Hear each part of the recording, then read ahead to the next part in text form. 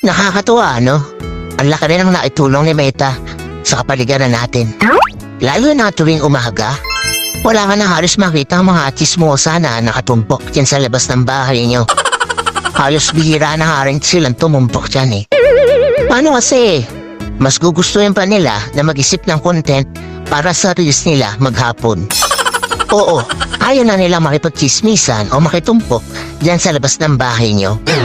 Actually, yung atensyon nila imbis na makipagchismisan, napunta na lang talaga sa pagre-reels. At ito pa ha, imagine niyo. Kung dati, bumibili lang ng mga lutong ulam yung mga yan, ngayon, sila na mismo ang nagluluto ng mga ulam. At kahit pritong itlog, inire-reels pa. Ganon kahusay si Meta. At ito ang pinakamalupit. Kung yung dati yung asawa mo tinatalahan ka sa tuwing uuwi ka, ngayon, hindi mo na makausap. Kasi busy na sa pagla-live o hindi kaya busy sa panonood ng live. At ang mas matindi,